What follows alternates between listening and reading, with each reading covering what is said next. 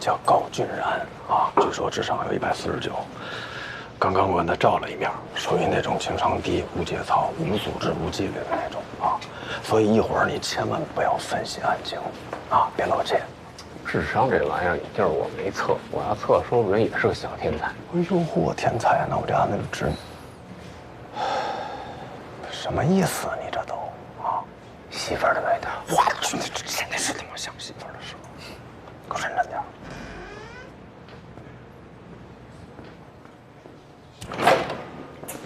小高，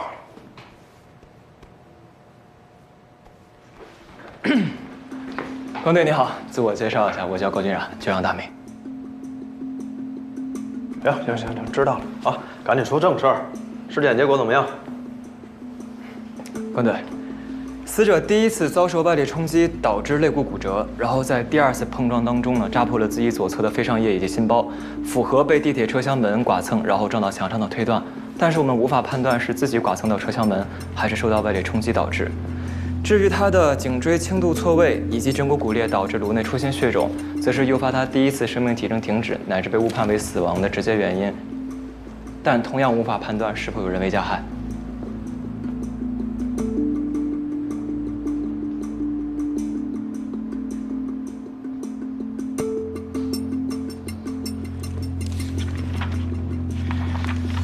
我看这上面说他左手这俩划痕是怎么弄的？根据伤口的深浅以及形状来看，应该是被玻璃制品划伤的。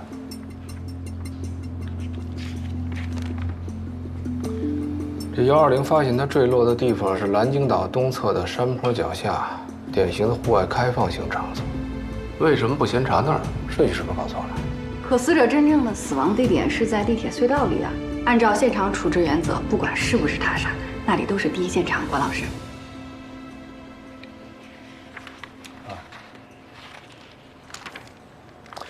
被害人的衣物和随身物品呢？我看一下。在这儿，死者第一次和第二次所穿的衣物都在这儿。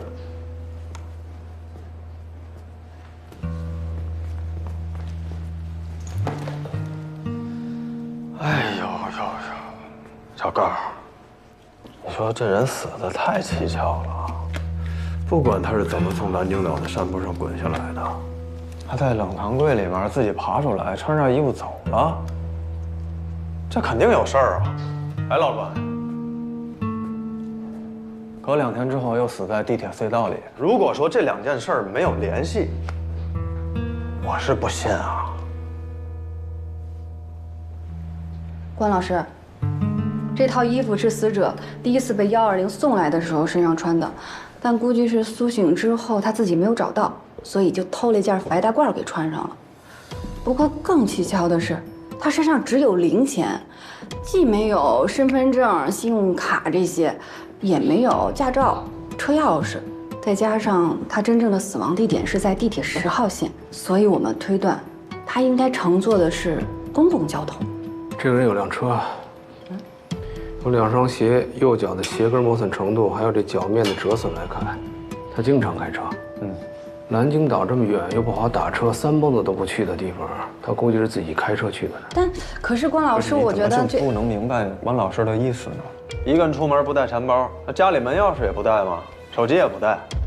就算他第一次跌落下来的时候，那东西被人拿走了，或者在跌落过程当中遗失了，那第2次呢？他在地铁站里面这些随身物品也不带。哦，周哥，你的意思是他把东西放车上了？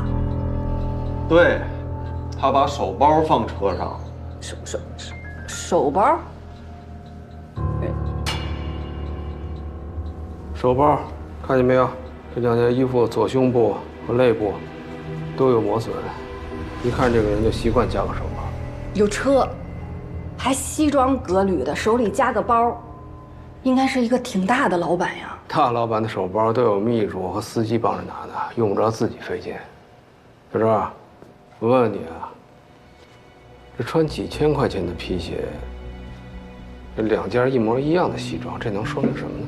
说明这2双皮鞋是他自己买的，这2件衣服是工作制服。一名30多岁的男性，非体力劳动者，习惯加个手包，穿几千块钱的皮鞋，但不是商人。廉价的西装，可是有车，这会是什么样的人？我知道了，关老师，国企或者是事业单位的中层几率比较大。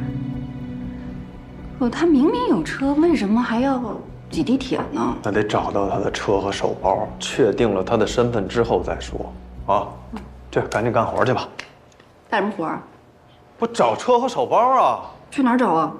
找人去蓝鲸岛现场看看那附近有没有他的车。不是你脑子真的进水了是吗？再去枫桥地铁站，从那儿开始沿线往东，所有站外面的那个停车场、过夜车挨个查。过夜车？对啊，如果他是开车去的地铁站，说不准这辆车就在某个地铁的某个停车场。枫桥站往东一共跨了好几个区，沿途一共有15个站，车的型号我们不清楚，这么找不是大海捞针吗？大海捞针也得找，那干的不就这活吗？走啊！关队，您刚才分析死者可能有一辆车，以及对他身份属性的推断，虽然言之有物，但是像这种基础性的推断，是不是警校在校生也可以信手拈来？哎，姚四九，你干嘛啊？这里来干嘛来了？捣蛋来了是吗？别那么大火气啊！小哥，你说的没错，我刚才讲的那些都是基础的推断，就好比老周、小周，包括你我，都是从基础在校生一步步走到今天的。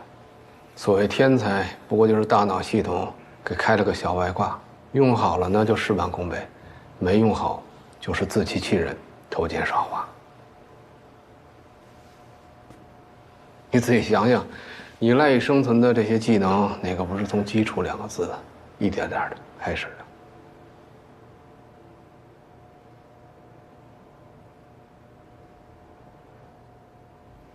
你说的对，关队，我会好好反思，虚心改正。没有客气，走吧。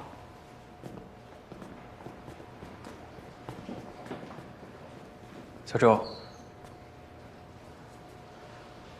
你说关队刚才把死者说成被害人，是在故意考验我吗？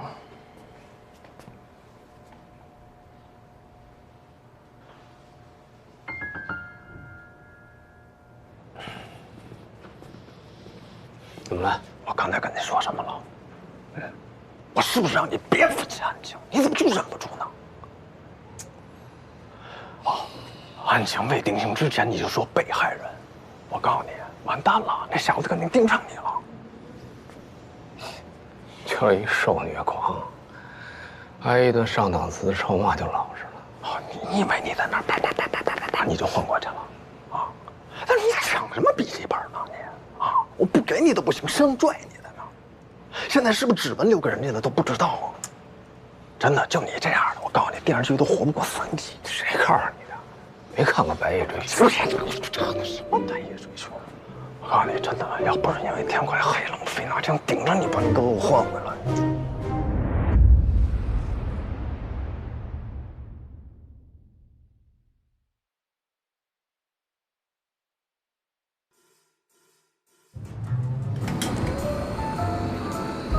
受伤了，可不太适合喝酒啊。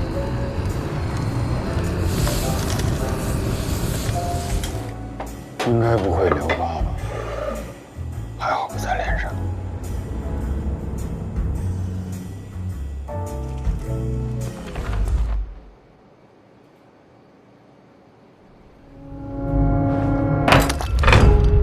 不用管它，再美的曲调也比不上人体发出的声音。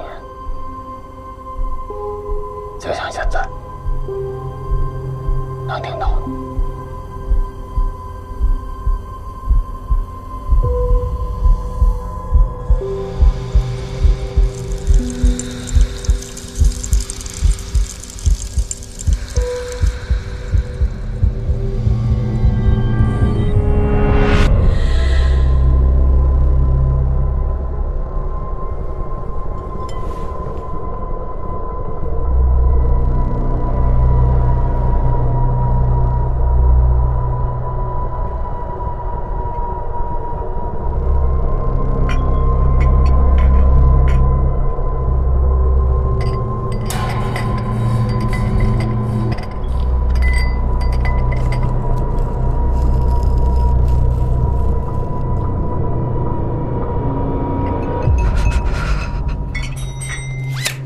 还没把桌子摆好，这都几点了？订桌的客人马上就到。屋内的灯箱怎么也不开呀？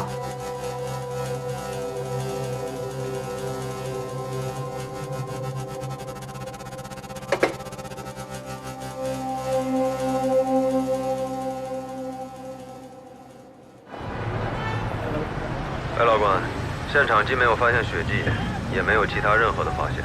好，咱们对面说吧，我到了。啊，关队，关队，也没有什么印象。关队，关老师，老周在那边。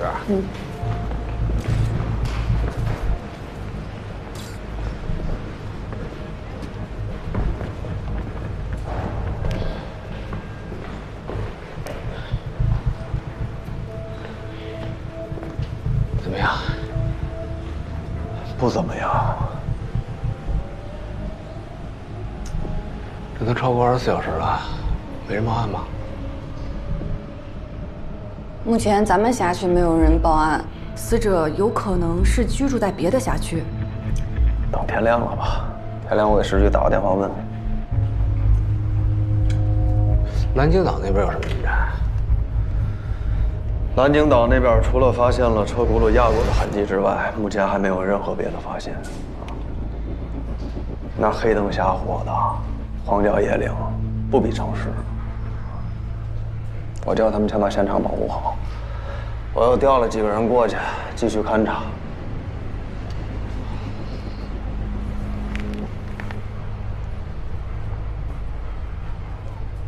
关队、周队，刚刚找到一张地铁票，上面发现残留的指纹跟死者的指纹比对上了。哪儿呢？能不能查着这票上的信息？高哥已经在查了。查到了，这是一张短途单程票，收出站就是这一站，刷卡进站时间是20点59分。那可太好了，只要查方桥站周边就好了。这人用的是单程地铁票，而不是公交一卡通。说他平时开车极少坐这个公共交通工具。那赶紧的吧，我带人上去查一下周边的这个停车场，你带人继续筛查监控啊！别，老关，我觉得你眼神比我好，脑子也比我清楚。你们仨去查监控，找人；我和小周去停车场去查车，好不好？完美，就这样。小周，我们走，你们俩别愣着了，快点啊！各单都注意，所有人都撤到三条地铁站来啊！查一查周边3个收费停车场啊，还有划线的车位啊，以及周边所有那个小区里面的过夜车。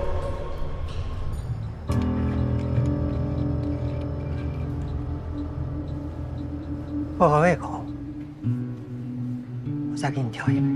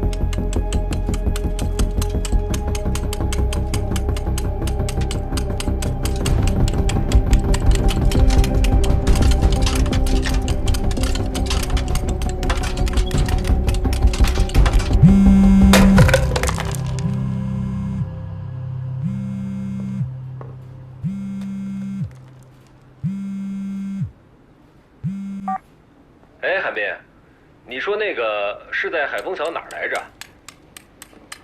海丰桥桥东200米，门口不太好停车。这不是要喝酒吗？都没开车。东风所的兄弟开车给我带过来，马上就到了啊。告诉你那帮兄弟，既然不是在岗时间，就别穿制服，省得有人拿你们喝酒当新闻报。好嘞，放心。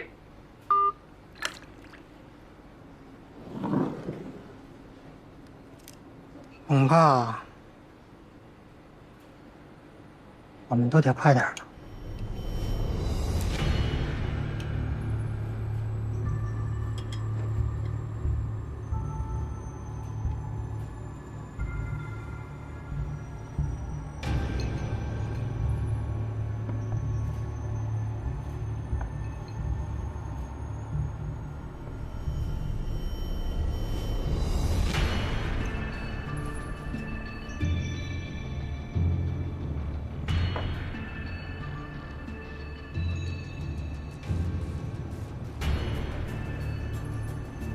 今天扫兴了，这次算我的，下次再给你扫。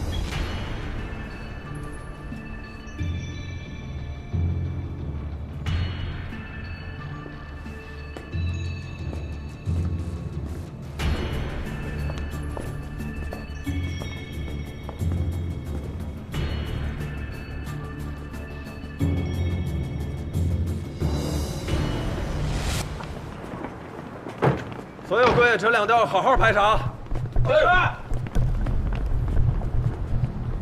帮我看看这个黑色 SUV 几点到的？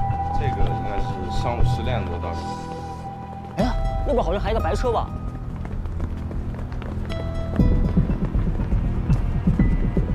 那这辆呢？我查查。停一下。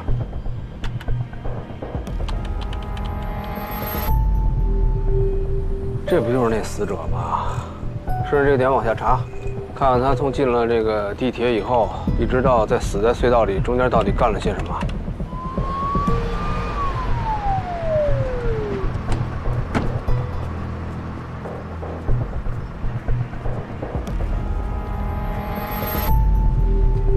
这个8723查一下。港地 R 8272。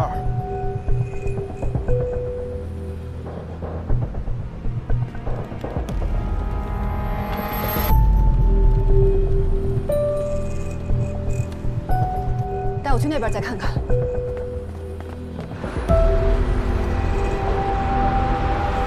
不是，这还有其他角度都没有？我们再看看吧。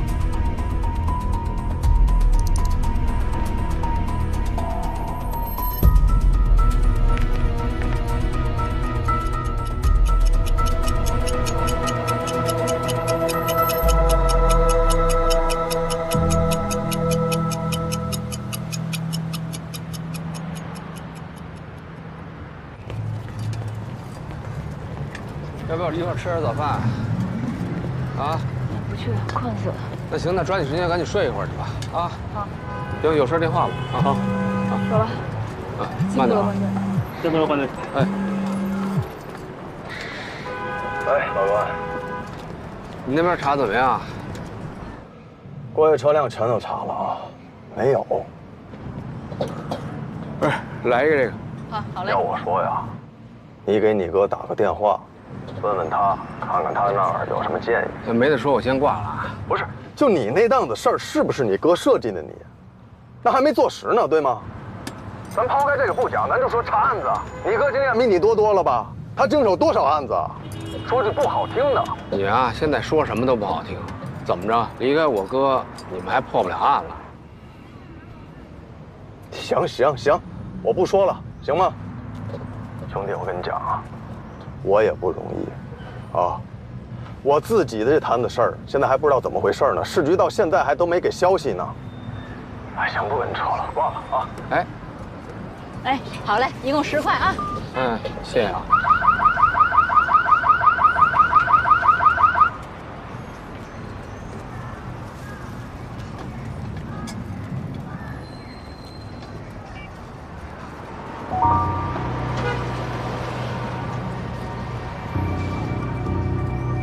这拖车每天早上都来吗？啊，您说这事儿啊，待会儿是高峰期呀，这全是人，这个地铁周边的违停车呀，全都堵满了。这7点前呀，这个交警啊就会来把他们都拖走，每天都这样。现在这些人啊，都有侥幸心理，以为没有监控就拍不着他们。对呀。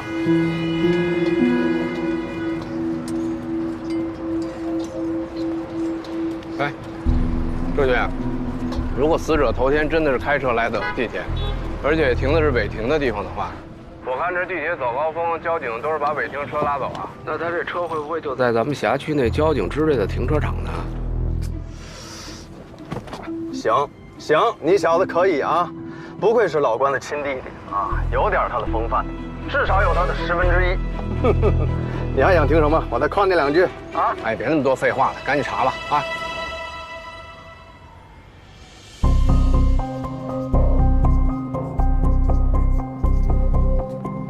前天晚上送到太平间的尸体，现在已经查明是京港车辆质量检测中心信息工程部副经理。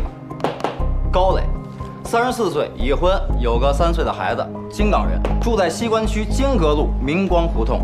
他爱人前天晚上在和高磊单位联络，确认其下落不明后，向天福街派出所报了案。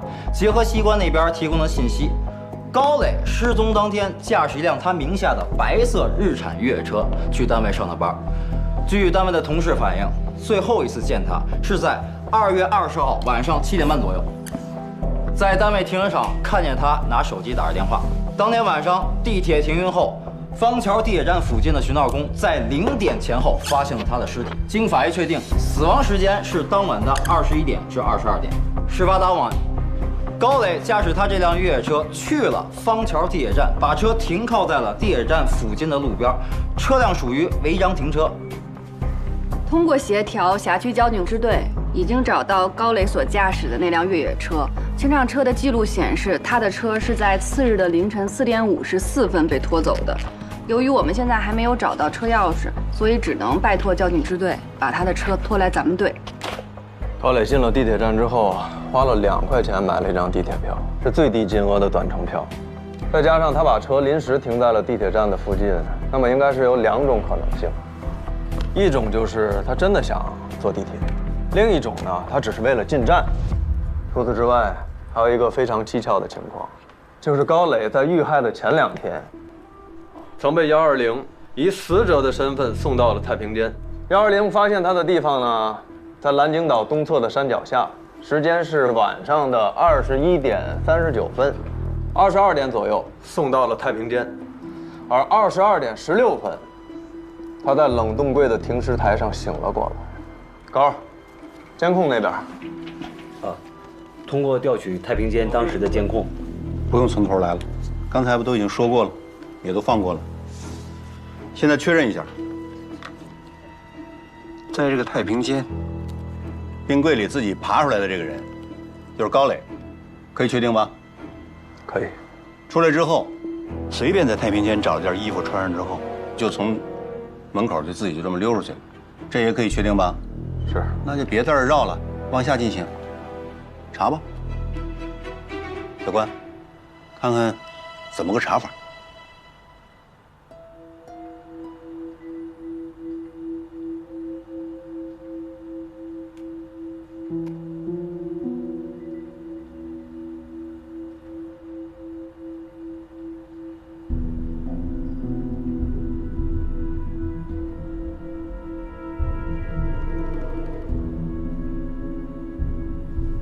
哦，技术队那边想办法把他的车弄开，啊，他随身的包很可能在车里面，然后再看看他车里面有没有 GPS， 有的话把他的行车记录全都调出来。外勤探组去他的单位和他的家，查查他的社会背景和社会关系。留在地铁站调度中心查监控的那些人还留那儿接着查，重点查一查和高磊接触过那个可疑的人。我们一定要尽最大的可能还原他从假死到真死之间这段时间里面到底发生了什么。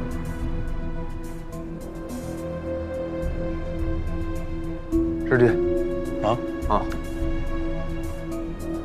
了，完了，完了，行动吧。好，周群，你来一下。哎。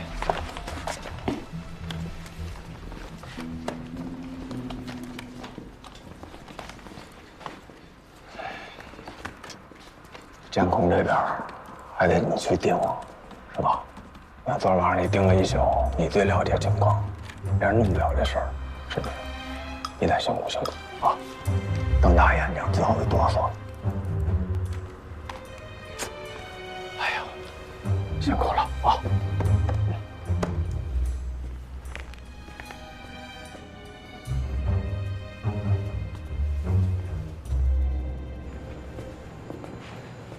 哎，师姐，怎么了？啊？周旋啊，市局这个正式的人事任命下来了啊，任命你副支队长。说是这个支队长的人选，到岗之前我还得在这儿继续给你们当这橡皮图章。说实话，这个事儿我觉得，哎，没事儿，真的，您不，我对这事儿可无所谓，真的。这有什么了啊？再说我这今儿就是这不挺好的吗？这性格您了解的啊。再说了，老关那档子事儿，没少给您添麻烦。哎，这时候说了，哎，都是为了工作，对吧？你说人家有问题，叫去调查，人查完了，没事儿，是啊，对不对？过去的事儿都是为了工作，这一页就翻过去了。哎，眼下当务之急，我觉得你们还是要尽快把这个案子结了啊。您放心，保证完成任务。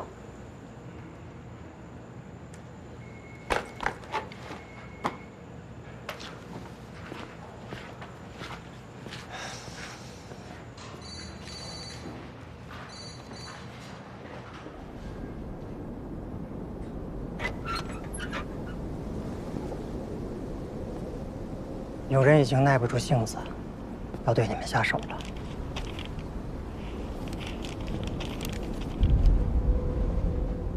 此人手上有伤，左边袖口里藏有东西，应该是某种武器。除此之外，我查看了他拿过的酒杯，没留下任何指纹。那个酒吧开在街面上，确实容易暴露。我建议，还是先关一段时间。走了。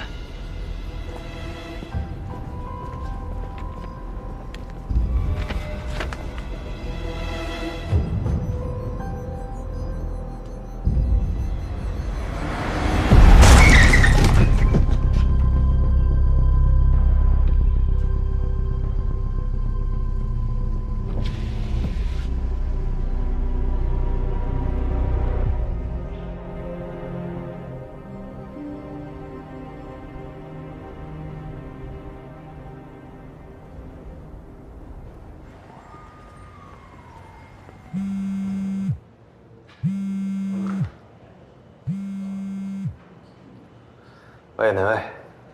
喂，周迅，不能再等了，我得尽快回支队。啊。关键。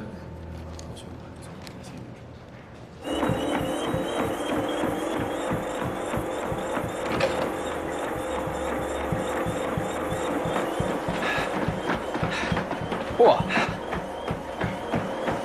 够乱的啊！什么情况？哎呀，说咱们单位够实际的啊，这降个万职，这屋小了一大半。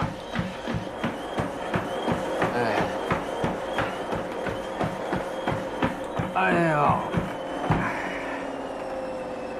困死我了！我说你哪儿来那么多精神，哐哐在这跑步啊？怎么着？要不你给我收拾收拾啊？看看你那个样子啊！你说，要不是你哥啊，你这体力怎么比我还差呢？想当初你抱摔我、啐我的时候，你看你那精气神，那生龙活虎的，那劲头子呢？啊！别跟我废话，那你去查一下监控试试啊！坐那儿整宿的不能睡觉，谁受得了啊？哎，话说回来了，你是不是故意收拾我呢？想把我跟熬鹰似的熬废了，到时候换我哥回来替你破案来？我可没有啊！我不是你哥，没人有那么多800个心眼儿。哎，再说了，要一个一个查监控的，是不是你自己提出来的？我看我还是把我哥换回来吧。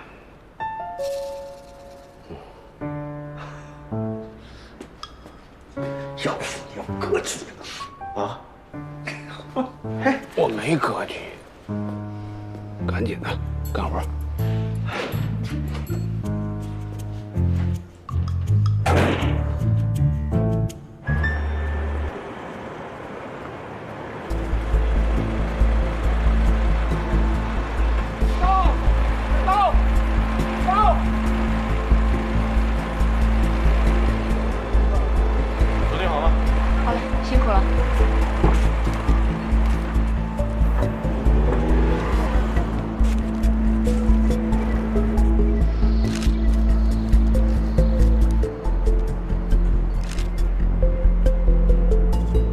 高磊他最后一次离开家是在什么时候？你还有没有印象？ 20号一早我起来的时候，他就已经出门了，说是公司要开会，所以早点去。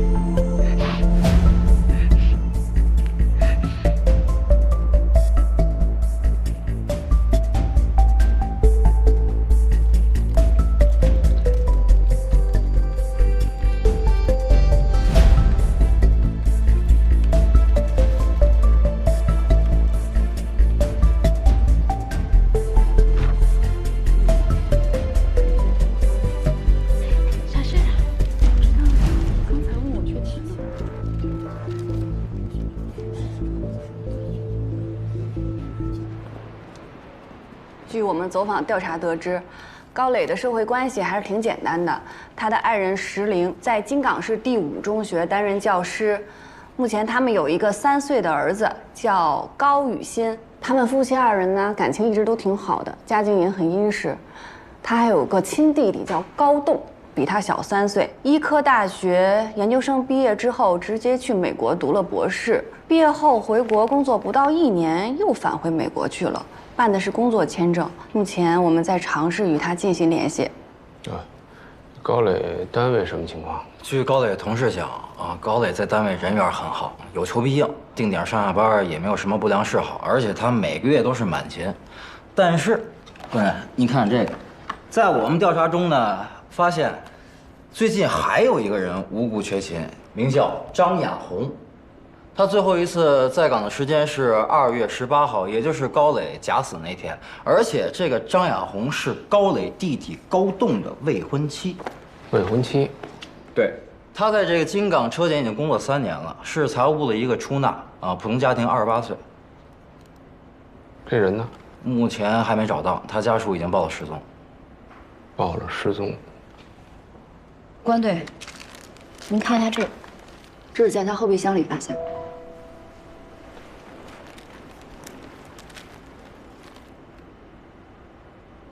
我们在车里发现了他的一些个人物品，包括钱包、手包、手机，还有他的一些身份证件，但就是没有找到车钥匙。本人高磊自愿将名下所有的月亮湾小区 C 排4栋的部分别墅产权赠与张亚红，以期解决他和五弟高栋婚后的居住问题。别墅怎么回事？我们从房管中心了解到，这套房子是高栋和高磊的父母留给他们的遗产，而且产权信息也是登记的兄弟2人共同拥有。不对呀，高磊的爱人说，高磊一直特别反对张亚红和高栋的婚事，因为高栋患有霍奇金淋巴瘤，这应该是一种癌症，所以高磊认为张亚红明知道他有这样的病情，还要执意和他结婚，就是在意图谋取他们高家的财产。那在这样的情况下，高磊怎么可能自愿将房子的产权赠与给他呢？这就对了。刚才听大家描述这个高磊呢，我估计这高磊肯定有什么把柄在这个张亚红手里边，所以才被迫签的这个财产转让的这个协议啊。张亚红，财务出身，肯定是精于算计，但家境是一般的，估计没满足这一半的房产，所以对这个高磊又提出了更多的要求。高磊无法满足，然后2个人就相约蓝鲸岛商谈这个事儿，可能是发生了争执，又意外出现了这个高磊，坠崖假死这个事儿。高磊醒过来以后呢，肯定是不希望同事和家人知道也怕影响单位的正常工作，所以就从这个太平间里偷偷的溜走了，也没敢声张然后再次回到了蓝鲸岛，把车开走，第2天正常上班。张亚红肯定是以为高磊死了，所以为了免受牵连，消失了一段时间。等后来他发现这个高磊没死呢，就要挟和高磊在芳桥地铁站，也就是我们看到的那个监控那个盲区，跟高磊接触那个人应该就是张亚红。可能2个人再次发生争执，还是没谈拢。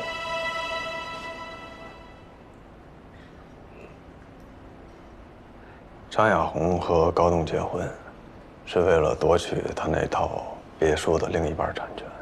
你想月亮湾上千万的别墅，这张亚红几辈子也穿不来呀。那结个婚熬几年，这事儿对他来说其实非常值得。是，所以张亚红这个人现在是一个重点。这样，小周，你呢带人去他的单位和家里多了解一些细节啊。小王，高栋就交给你了，至少要查出来他是在京港还是在美国。好。关老师，去他单位可以，可他家并不在我们辖区呀。哦，对，是这样的，张亚红的家呢住在襄阳区，她是在襄阳报的水务。襄阳那边呢不愿意把案子交过来，说要按流程走。不过我已经向那个市局递了报告了，但得需要点时间。要不这样，你亲自去一趟，你去面子大呀啊，把那个失踪那个资料赶紧交接过来。只要找着张亚红这个人，这案子离破就不远了。行，那大家先忙去吧，好不好？啊，我也忙去了。王，门帮我带上。哦，怎么了？哎呀，我跟你说，情况你可能不太了解，但你哥了解。别，别走了。反正该分析的我都帮你分析完了。啊，是，我要不着急，你自己看着办。我走了。别，你干嘛去啊你？我总得睡一觉啊。都到这会儿了，你还有心情睡觉吗？我都累成什么样了啊！你想都跟你似的，不吃不喝不拉不睡的，疯了你！有事再给我打电话。不是在梦里能破案吗？你快点回来啊！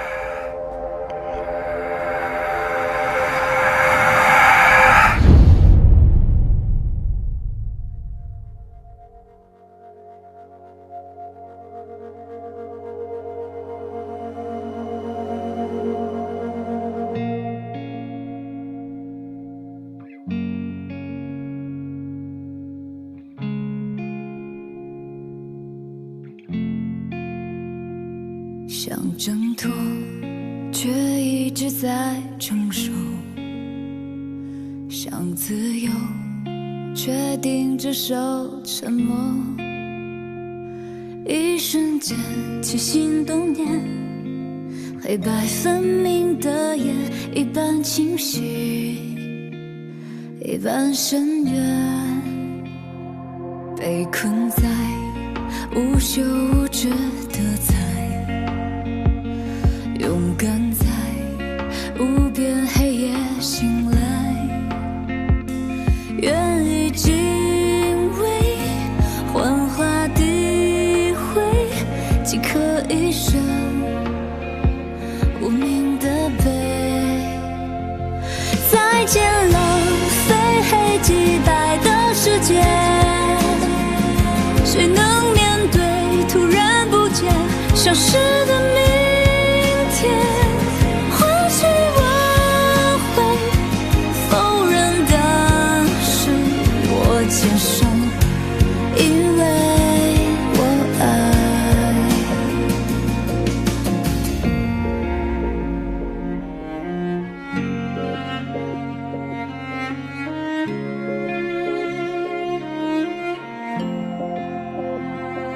被困在无休无止的猜，勇敢在无边黑夜醒来，就用敬畏祭奠诋毁，即刻一生无名的悲。再见了，非黑即白的世界，谁能面对突然不见消失的明天？或许我会否认，